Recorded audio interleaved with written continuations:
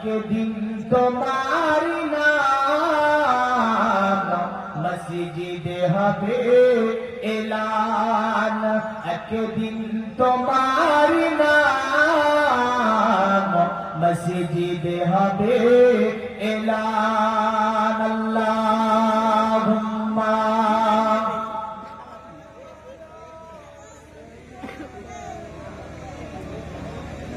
ওয়া আলা আলিহি।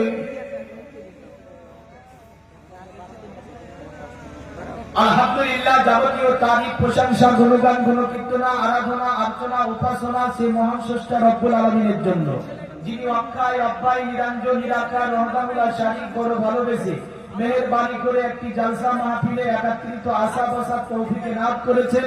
আল্লাহ পাক হায়াত দাতা, রিজিক দাতা, পালন কর্তা, ভূপতি, বিশ্ব পালক আর পৃথিবীর মধ্যস্থলে খাদ্যের সুমাল বন্টনকারী সে আল্লাহ পাকের অশেষ শুকরিয়া। সকলে বলি আলহামদুলিল্লাহ।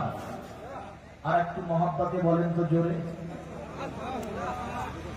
কারণ মাবুদের শুকরিয়া আমরা ভালোবাসা নিয়ে, প্রেম নিয়ে, মহব্বত নিয়ে যদি করতে পারি আল্লাহ খুশি হবে।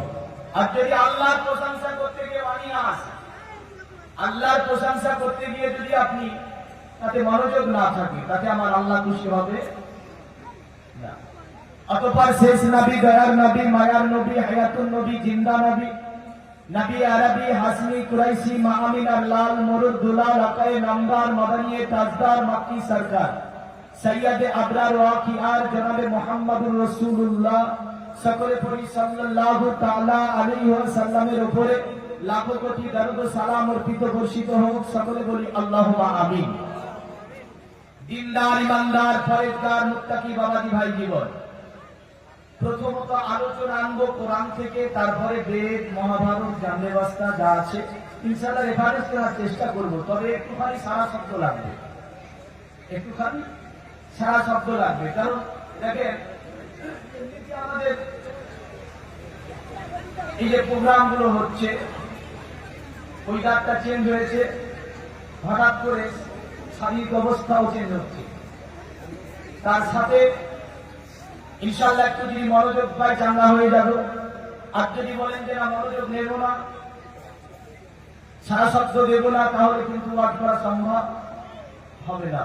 প্রথমত আমি আসি, আল কোরআন হচ্ছে মানব জাতির জীবন ব্যবস্থা। জোরে বলেন। আল কোরআন বিশ্বে এসেছে মানব জাতির জীবন ব্যবস্থা স্বরূপ। বিশ্বে যত কিতাব আছে সমস্ত কিতাবকে নিয়ে গবেষণা হয়েছে। অনুরূপ আল কোরআনকে নিয়ে গত 1500 বছর ধরে গবেষণা হয়েছে, বর্তমান হচ্ছে, আগামী হবে।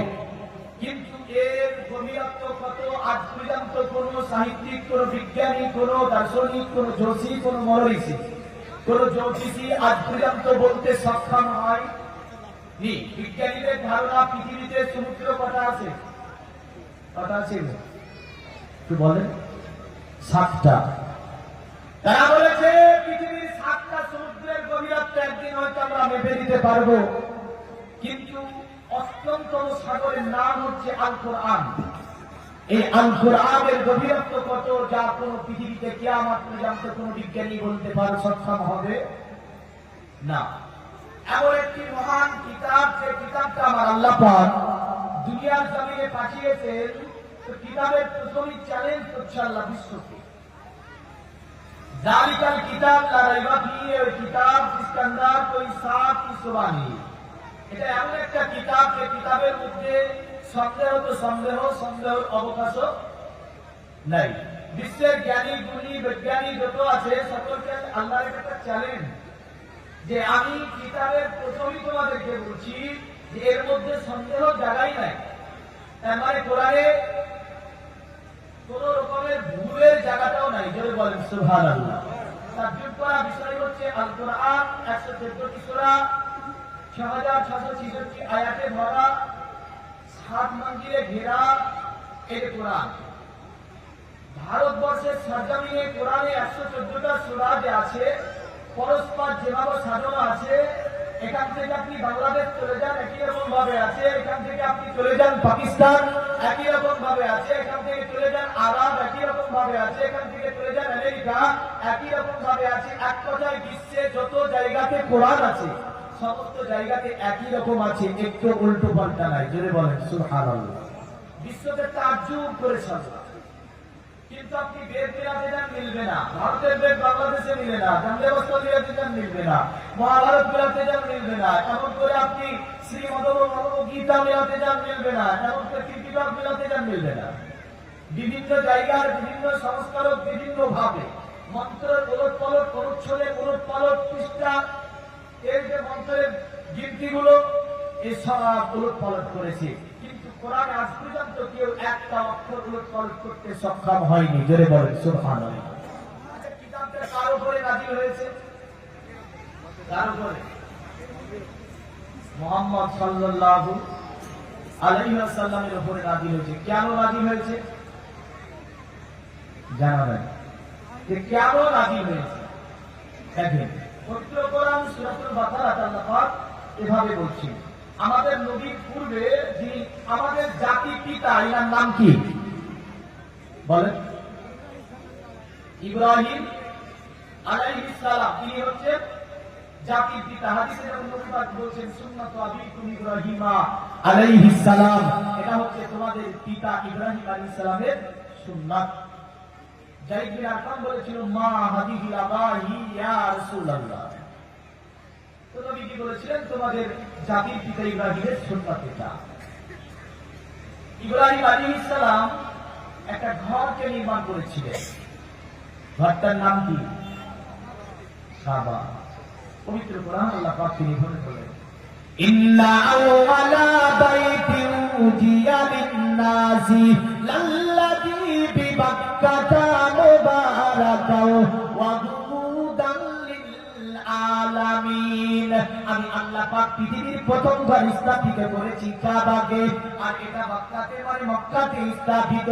এটা বড় বরকতপূর্ণ ঘর, আর এটি হচ্ছে মানুষের জন্য হেদায়েতের দিশারি। জোরে বলেন সুবহানাল্লাহ।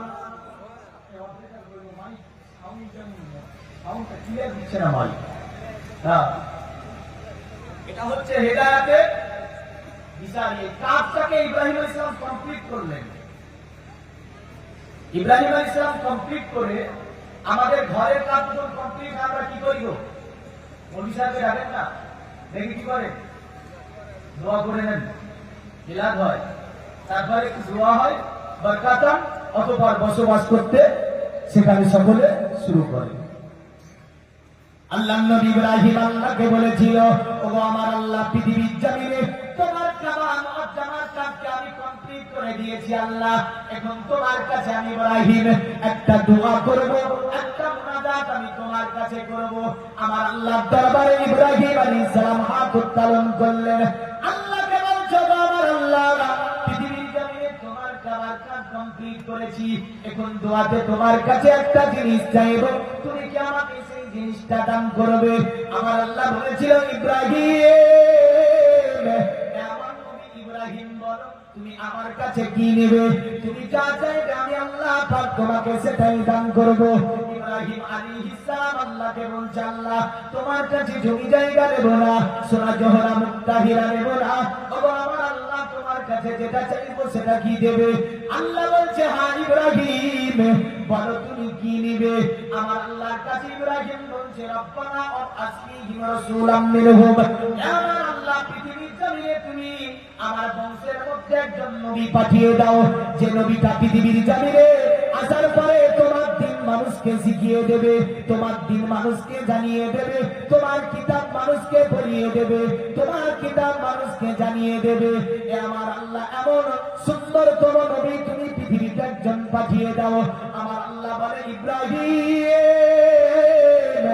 আমার নবী ইব্রাহিম, আমি আল্লাহ তোমার দোয়াকে কবুল করে নিলাম। তোমার সঙ্গে হাত তুলেছে ইসমাইল, আমি আল্লাহ ইসমাইলের বংশে একজন নবী পাঠাবো। যারা বলেন সুবহানাল্লাহ। ইসমাইলি বংশে যে নবীটা এসেছে উনি অন্য কোন নবী নয়, ইনি হচ্ছে আপনার আমার নবী মুহাম্মদুর রাসূলুল্লাহ সাল্লাল্লাহু তাআলা আলাইহি ওয়াসাল্লাম। তাহলে বুঝা গেল আল্লাহর নবী ইব্রাহিম আমার নবী বায়োডাটা জানতো। জানতো না? জানতো না? ইব্রাহিম আলাইহিস সালাম নবী পাকের বায়োডাটা জানতো না জানতো না? মুসা আলাইহিস সালাম নবী পাকের বায়োডাটা জানতো না জানতো না? হযরত ইদ্রিস আলাইহিস সালাম নবী পাকের বায়োডাটা জানতো না জানতো না? আদম আলাইহিস সালাম আমাদের নবী পাকের পুরো নাম থেকে নিয়ে নবী পাকের পুরো হিস্টরিটা আদম আলাইহিস সালামও জানতো, জেনে বলেন।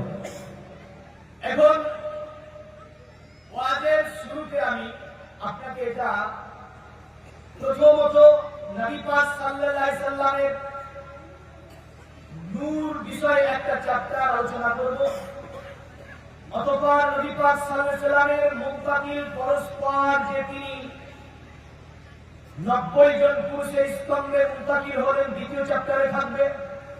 তৃতীয় চ্যাপ্টারে নবী পাক সাল্লাল্লাহু আলাইহি সাল্লাম আসলেন কোথায়, কোন জায়গায়, বেদ ও কোরআনে এ ব্যাপারে কি লেখা আছে, নাম কি কি আছে বেদে, ভবিষ্যৎ পুরাণে তার নাম কি আছে, মহাভারতে নবী পাকের নাম কি আছে, এমন করে কল্কি অবতার মানে কি, কল্কি অবতারের ব্যাখ্যা কি হতে পারে ইত্যাদি বিষয়গুলি চতুর্থ স্টেপে থাকবে।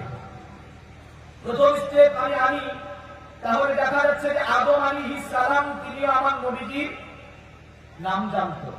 আচ্ছা বলেন, আমরা জন্ম নেওয়ার পূর্বে আমাদের মা বাবা আমাদেরকে চিনতো না? জানতো? জানতো না। তাহলে মা বাবা যদি না জেনে থাকে আর কেউ জানবে? দাদু দাদি দাদু কেউ জানবে? জানবে না। বুঝা গেল যে আমাদের কোন পরিচয় জন্মের পূর্বে পৃথিবীতে ছিল না, কিন্তু আমার নবীজির পরিচয় ছিল না? ছিল না? আমার নবীজির পরিচয় ছিল না? আমার নবীজির পরিচয় দুনিয়াতে ছিল। এই যে নবীকে আল্লাহ তৈরি করলেন, খুব মনোযোগ দেবেন গভীর ভাবে। তবে আমি আপনাকে নিরপেক্ষ ভাবে কিছু দলিল পেশ করব। প্রথম তৈরি কোন জিনিসটা? আজ পর্যন্ত আমেরিকা থেকে নিয়ে, ফ্রান্স থেকে নিয়ে বিশ্বের বড় বড় বিজ্ঞানীরা পর্যন্ত এই প্রশ্নের কাছে পরাজিত হয়েছে, তারা হ্যারাসমেন্ট হয়েছে, সৃষ্টির সূচনাকে বের করতে সক্ষম হননি। সৃষ্টির সূচনা কি বুঝতে সক্ষম হননি। বিজ্ঞানীদের ধারণায় একখানা হাদিস বিজ্ঞানের এই আলোচনাকে উন্নত শিখরে পৌঁছাতে যে হাদিসটা সাহায্য করেছে, সেটা আমার নবীজির ছোট্ট এক টুকরো হাদিস। জেনে বলেন সুবহানাল্লাহ। পৃথিবীতে অনেকেই চেয়েছে যে সৃষ্টির রহস্যকে উন্মোচন করব, কিন্তু জানতে সক্ষম হয়নি। বিজ্ঞানীরা দেখলো কি প্রথমে তৈরি, আসমান নাকি জমিন, লোহে কলম নাকি আশ, জান্নাত নাকি জাহান্নাম, মানব নাকি জিন, মানব নাকি রূহ, হাওয়া নাকি পানি, কোনটা আগে তৈরি? তারা দেখছেন যে কোন জায়গায় পানি আগে তৈরি, কোন জায়গায় পানি আগে তৈরি, আবার কোন জায়গায় রূহ আগে তৈরি, আবার কোন জায়গায় আশ আগে তৈরি, আবার কোন জায়গায় দেখা যাচ্ছে লাইট আগে তৈরি, ইত্যাদি আলোচনা। কারণ আমার নবীজির হাদিসে আমার নবী বলে, শোনো আমার উম্মত, আউয়ালু মা খালাকাল্লাহুল কালাম, আমার আল্লাহ পাক প্রথমে কালাম তৈরি করেছে। জোরে বলেন। ইবনে মাজার হাদিস। অতঃপর কালামকে বলছে ফাকালা লাহু উকতুবে, কালাম তুই লিখ। কালাম আল্লাহকে বলল, আমার আল্লাহ কি লিখবো? আমার আল্লাহ বলছেন এই কালাম যা হবে আমার সৃষ্টিতে, যা আমার সৃষ্টিতে আমি তৈরি করব, সমস্ত কিছু লিখে দেওয়া হোক। তার মানে কলমের সঙ্গে আমার আল্লাহ লোহে মাহফুজকে তৈরি করেছে। জোরে বলেন সুবহানাল্লাহ। এখন কালামকে বলছে কালাম তুই লিখ। কালাম প্রথম কোন বাক্যটা লিখেছে এটা আমি বলবো না, আপনি বলবেন না। পৃথিবীর জমিনে উত্তমতম তাফসীরের নাম হচ্ছে তাফসীরে কাবীর। আপনার বর্ণনা করেছেন যিনি পৃথিবীর জমিনে বড় একজন দার্শনিক, তিনি যার নাম ফখরুদ্দীন রাজি রাহমাতুল্লাহ আলাইহি। তিনার তাফসীরে লিখছে আপনার যে আমার আল্লাহ কালামকে বললে কালাম তুই লিখ। কালাম বলছে আল্লাহ কি লিখবো? ইলাহা ইল্লাল্লাহ, লা ইলাহা ইল্লাল্লাহ, লা ইলাহা ইল্লাল্লাহ, মুহাম্মাদুর রাসূলুল্লাহ সাল্লাল্লাহু আলাইহি সাল্লাম। আপনার ওই লোহে মাহফুজের উপরে লিখতে শুরু করলো, লা ইলাহা ইল্লাল্লাহ, লা ইলাহা ইল্লাল্লাহ, লা ইলাহা ইল্লাল্লাহ। 1400 বছর ধরে কলমে এই শব্দটা লিখলো।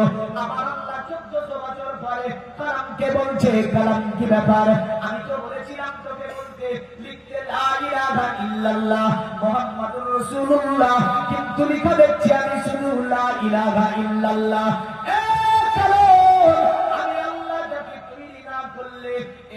আমি আল্লাহ তোকে তৈরি করতাম না, আমি যাকে তৈরি না করলে আমি আল্লাহ রাব্বুল আলামিন আসমান জমিন বানাতাম না। এ কালাম, আমার নবী পাকের নামখানা কেন লিখলি না? কালাম বলছে, গো আমার আল্লাহ, তুমি তো ওয়াহদাহু লা শারীক, তোমার কোনো শরীক নাই।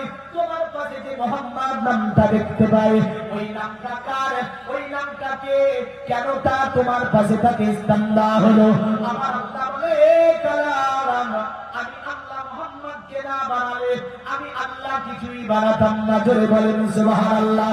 হাদিসে কুদসিতে এইভাবে আছে, লাউলা কামা খালাকতু আপনাকে, আমার নবী, আপনাকে যদি আমি তৈরি না করতাম, আপনার সুরবানন যদি পৃথিবীতে আমি আল্লাহ না ঢুকিয়ে দিতাম, আসমানকে আমি আল্লাহ তৈরি করতাম না, জমিনকে আমি আল্লাহ তৈরি করতাম না, চন্দ্র সূর্য গ্রহ তারা দিয়ে আমি আল্লাহ পাক ওই নবমণ্ডলকে সাজাতাম না, ভূমণ্ডলকে বিভিন্ন গাছপালা তোমরা নদী দিয়ে আমি আল্লাহ সাজাতাম না।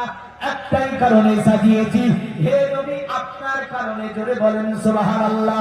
যদি দেখা যায় এই জায়গাটি দেখেন না, ফুল দিয়ে কেমন সুন্দর করে সাজিয়েছে, লাইট দিয়েছে, বিভিন্ন ভাবে আপনার উপরে ফুলগুলোকে লটকিয়ে দিয়েছে। যদি বলি কার জন্য করেছেন, কি বলবেন? কার জন্য? উত্তর তো লাগবে না, লাগবে না? কার জন্য বলবেন? এটাই মৌলভী সাহেব, এটা জালসা স্টেজ, উলামায়ে দ্বীন আসবে, এখানে বসে ওয়াজ মাহফিল হবে, কোরআন হাদিসের আলোচনা করবে। এই কারণে জালসা মাহফিলটাকে ফুল দিয়ে, এ দিয়ে, ও দিয়ে, ও দিয়ে সাজিয়েছি। সমগ্র পৃথিবীটা একটা স্টেজ, মনে রাখবেন, খুব গভীর মনোযোগ। কারণ আমি সব জায়গাতে একটা কথা বলে থাকি, মন এবং ব্রেন একাত্রিত করবে। যদি না পারেন তাহলে আজ বুঝতে পারবেন না। প্রচুর অসুবিধা হচ্ছে এমনি বলতে আমার, তবে একটু মেহেরবানি চাইবো, দেখে একটু ব্রেন হাজির করেন, কিছু কথা আপনার ব্রেনে দেব। তো পৃথিবীতে স্টেজ, আর এখানকার বক্তা ছিল আদম নবী থেকে নিয়ে মুহাম্মদ রাসূলুল্লাহ পর্যন্ত। জোরে বলেন, প্রধান বক্তা কে ছিল স্টেজের? কে ছিল? প্রধান বক্তা ছিল আমার নবী মুহাম্মদ সাল্লাল্লাহু আলাইহি ওয়াসাল্লাম। প্রধান বক্তা শেষে উঠে না, কখন উঠে? প্রধান বক্তার পর স্টেজ থাকে, লাইট ম্যান লাইট খুলবে, মাইক ম্যান মাইক খুলবে। এই স্টেজটা তৈরি করেছে, এই স্টেজটা ভাঙবে না, ভাঙবে না। এই পৃথিবীতে প্রথম একটা স্টেজ, এই স্টেজের প্রধান অতিথি ছিলেন যিনি, প্রধান বক্তা ছিলেন যিনি, তিনি মাদিনার লাল আব্দুল্লাহ লাত্তজিগার জনাবে মুহাম্মদুর রাসূলুল্লাহ সাল্লাল্লাহু আলাইহি ওয়াসাল্লাম। দীর্ঘ 63 বছর ইসলামকে পূর্ণাঙ্গ করে তিনি তিরোধান বিদায় নিয়েছেন, নাইনি? এখন বাকি কোনটা আছে?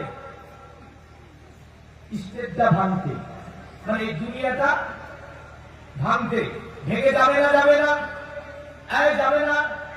এই দুনিয়া থাকবে, খুব কাছে কিয়ামত। কারণ এই স্টেজের প্রধান অতিথি তিনি ছিলেন মুহাম্মদুর রাসূলুল্লাহ সাল্লাল্লাহু আলাইহি সাল্লাম। দেড় হাদিস করবেন, আবার গিয়ে বাড়িতে বলবেন না ওই স্টেজের নাকি প্রধান অতিথি ছিল। কারণ একটু যদি লোটপাট করে ফেলে তো বলেও ফেলবে।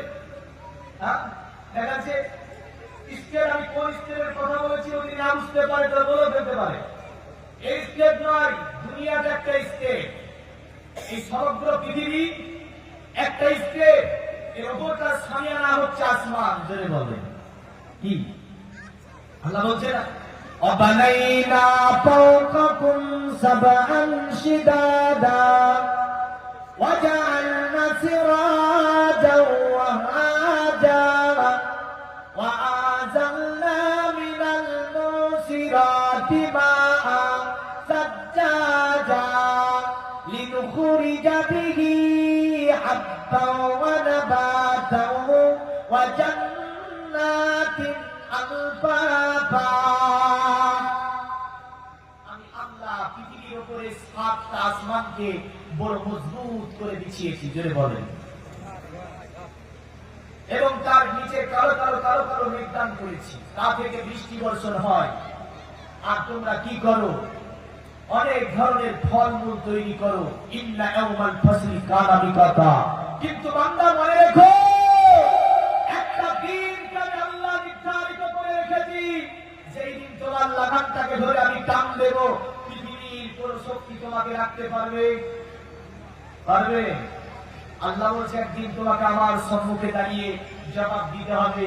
একদিন তোমাকে নিশ্চয় কোথায় কি করেছিস বান্দা, তার কথাগুলো তোমাকে বলা লাগবে। এখনকার মন মানসিকতা আমাদের আলাদা হয়ে গেছে বলবে। কারণটা হচ্ছে এই যে বর্তমান সময় গানা বাজনার সময়। আর এই গানা বাজনার যুগে যদি হাদিস কোরআন সেভাবে বলা যায় শুনবে না। এমন করে হাদিস কোরআন বলবো যে বুঝতে পারবে না। ঠিক বলছি না? বুঝতে পারবে? কারণ আমি যখন একই রানিং ভাবে ওয়াজ করবো, আপনি তো এটা আমার গ্যারেন্টি যে আপনি সব ধরতে পারবেন না। কিন্তু হাদিস কোরআন বলার ঢং তো ছিল না। মানুষ নিচ্ছে না, মানুষ চাইছে না। যেভাবে নিতে চাইছে সেইভাবে মানুষকে কিছুটা দেওয়ার চেষ্টা করে থাকি। তো দেখেন, এই যে পৃথিবীটাকে আমার আল্লাহ সামিয়ানা, পৃথিবীর উপরে আসমান সামিয়ানা। আমি আসি ওই জায়গায় যে কলম বলছে আল্লাহ নবীর নাম আমি লিখিনি। কেন? কলম বলছে আপনার পাশে নবীর নাম এটা হতে পারে না। আল্লাহ জোরে একটা ধমকি দিল কলম, কালামের জবান ফেটে গেল এবং কালাম লিখতে শুরু করলো মুহাম্মাদুর রাসূলুল্লাহ সাল্লাল্লাহু আলাইহি ওয়াসাল্লাম। আচ্ছা, এবার আমি আসি, প্রথম কলম নাকি নবী? এটা একটা বিষয় যে প্রথম কলম তৈরি নাকি নবী তৈরি।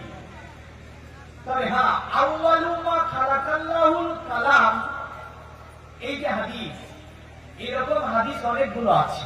আছে না নাই? নবী যেমন বলছেন আউয়ালু মা খালাকাল্লাহুল মা, আমার আল্লাহ পানিকে প্রথম তৈরি করেছে। জোরে বলেন।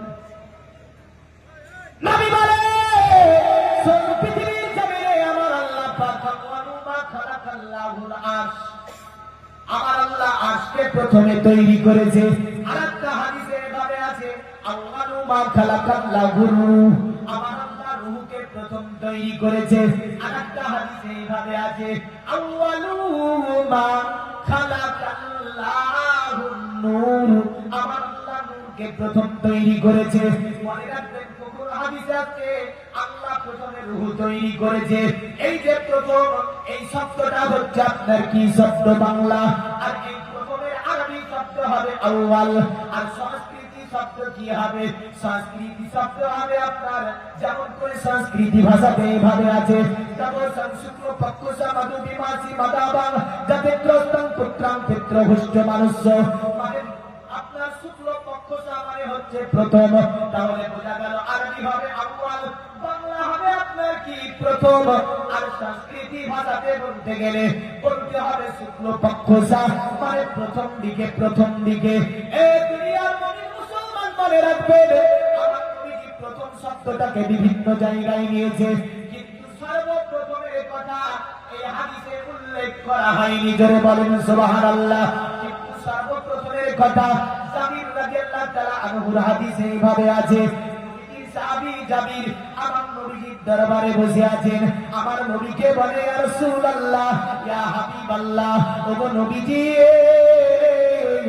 আপনি যদি অনুমতি দেন, আপনি যদি পারবে জানতেন, একটা কথা আপনাকে জিজ্ঞাসা করব। আমার নবী বলে, জাবির, এই জাবির বলো কি কথা জিজ্ঞাসা করবে? জাবির বলে, ইয়া রাসূলুল্লাহ, ইয়া হাবিবাল্লাহ, আপনি কখনো বলেছেন কলম আল্লাহ প্রথমে তৈরি করেছে, কখনো বলেছেন আপনি নূর প্রথমে তৈরি হয়েছে, কখনো আপনি বলেছেন রূহ প্রথমে তৈরি হয়েছে, কখনো বলেছেন আল্লাহ পাক অতএব পানিকে প্রথম তৈরি করেছে। ওগো নবীজি, দয়া করে বলবেন আল্লাহ পাক সর্বপ্রথমে কোন জিনিসটা তৈরি করেছে? আমার নবী বলে, ইয়া জাবির, ইন্নাল্লাহা তাআলা ক্বাদ খালাকা ক্বাবলা আল-আশিয়া নূরান বিকা মিন নূরি। এ জাবির, এ জাবির, শোনো, আল্লাহ পাক সর্বপ্রথমে তোমার নবীর নূরকে তৈরি করেছে। জোরে বলেন সুবহানাল্লাহ। সাহাবী বলছে, ইয়া রাসূলুল্লাহ, যখন আপনার নূরকে আমার আল্লাহ পাক তৈরি করে দেয়, যখন আপনার নূর তৈরি হয়, আল্লাহ কেমন করে নূরটাকে তৈরি করলো? বর্তমান সমাজে যা দেখতে যাবেন তাতেই ঝামেলা, নামাজ পড়তে গিয়ে ঝামেলা, আযান দিতে গিয়ে ঝামেলা, ওযু করতে গিয়ে ঝামেলা, জানাজা নামাজে ঝামেলা, হাত তুলে দোয়া করতে গিয়ে ঝামেলা, নবীকে নিয়ে ঝামেলা, মসজিদ নিয়ে ঝামেলা, কবর খুঁড়তে গিয়ে ঝামেলা, কবরে মাটি দিতে গিয়ে ঝামেলা, কাফন পরাতে গিয়ে ঝামেলা। মুসলমান বলুন, মুসলমানের উন্নতি হয়নি, অবনতি হয়েছে। মুসলমান কোথায় উন্নতি করেছে? মুসলমান তো উন্নতি করতে পারেনি, দিনের পর দিন ইসলামের অবনতি ঘটেছে। আজকে আপনার দাদু পদ্মাবুদের জামানাতে এইরকম ঝামেলা ছিল না, ছিল? যাতে যাবেন তাতে ঝামেলা, বিয়ে করা থেকেও ঝামেলা। কি জামানা, কি যুগ আছে! অথচ সকলেই মুসলিম, সকলেই মুসলিম। তবে হ্যাঁ, আমাদের মানবতন্ত্র নিম্নমুখী হয়েছে, মানুষত্ব বোধ আমাদের নিম্নমুখী হয়েছে। এই কারণে আবুল ফজল একটা কথা বলেছিলেন, যদিও ধর্ম নিরপেক্ষতা দেশ হয়, আর সেই দেশে যদি মানবতন্ত্র নিম্নমুখী হয়, সেখানে শান্তি কায়েম হতে পারে, সেখানে শান্তি কায়েম হতে পারে না। বিক্রি করি কাজী নজরুল ইসলাম, তিনি আমার কৈফিয়তে তিনি কাপড় ঠিক করে তাই বলেছিলেন, উলচার ধর্মের ভবনা টিকির গিটার দাঁড়িয়ে ঝোপে। বলেছে না, বলেনি? আমি বলিনি, নজরুল, কাজী নজরুল ইসলামের লেখা সেটা দ্বিতীয় বিশ্বযুদ্ধকালীন কবিতাকে আবৃত্ত করেছিলেন।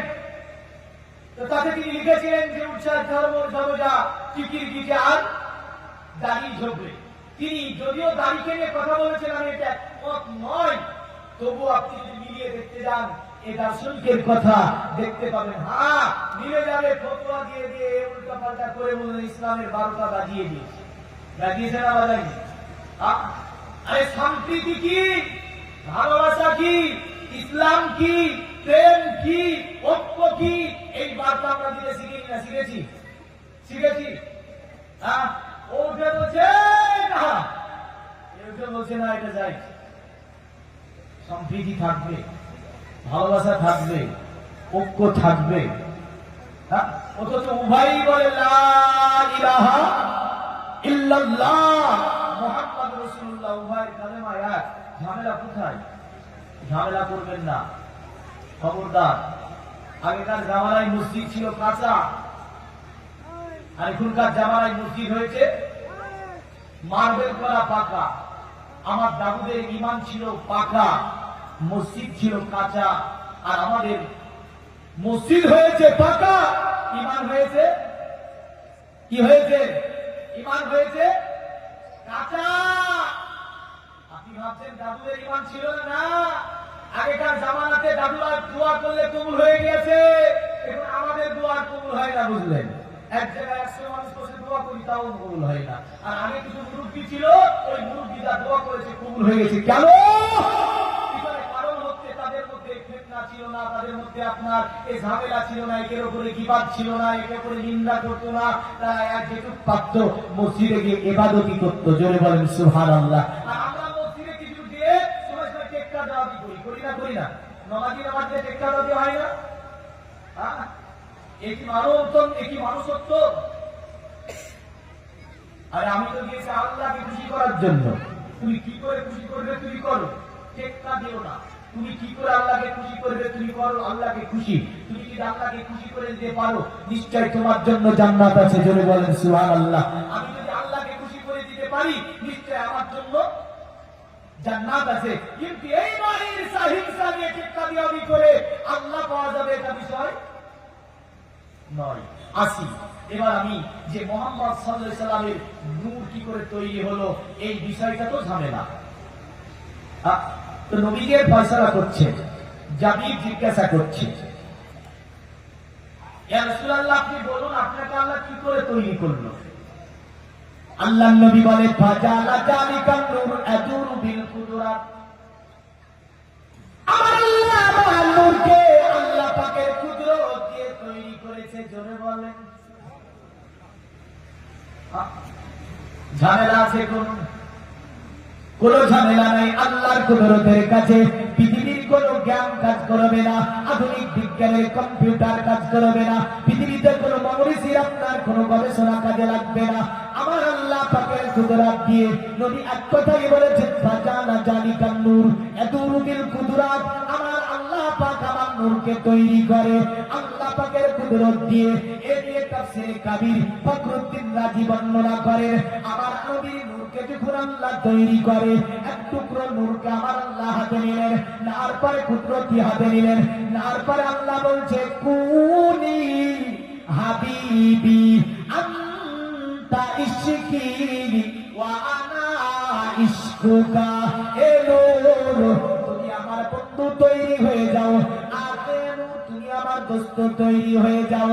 আমি তোমাকে ভালোবাসবো তুমি আমাকে ভালোবাসবে, আমি তোমার প্যার করব তুমি আমার প্যার করবে, আমি তোমার জিকির করব অতএব তুমি আমার জিকির করবে, তুমি আমার জিকির করবে, আমি আল্লাহ তোমার চর্চা করব। জোরে বলেন সুবহানাল্লাহ।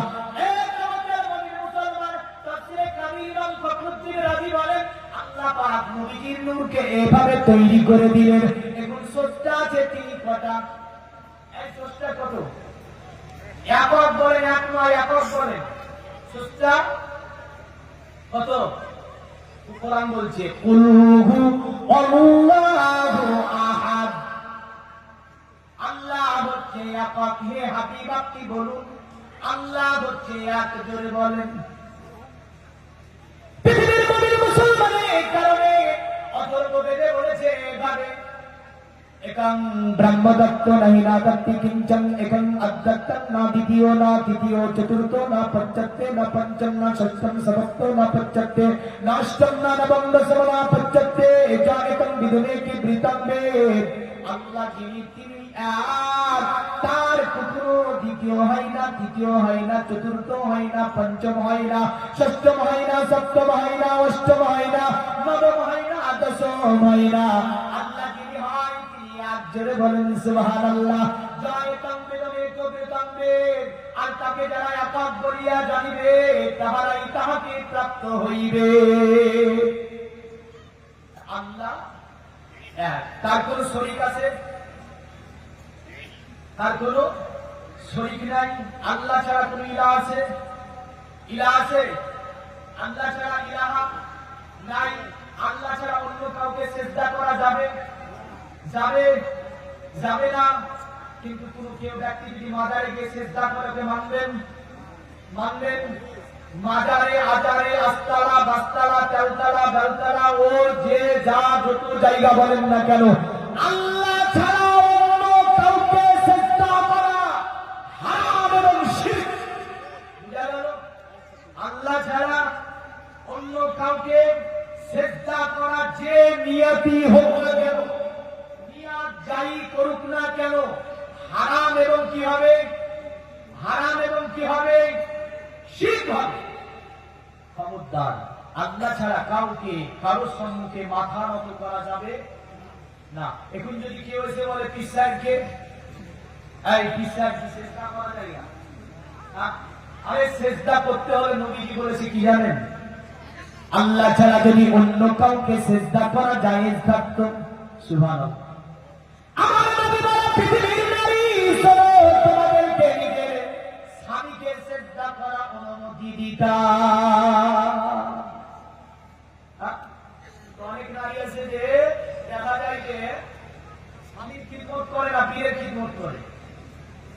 রাগ করবেন না, রাগ করছেন? পীর আমিও মানি। ওই মেয়েটা জাহান্নামে যাবে, জান্নাতে যাবে? জান্নাতে যাবে। নবীজি নিজে বলছে, যদি স্বামী ছাড়া অন্য কাউকে, আল্লাহ ছাড়া অন্য কাউকে সিজদা করা জায়েজ থাকতো, তা আমি নবীজি প্রতিটা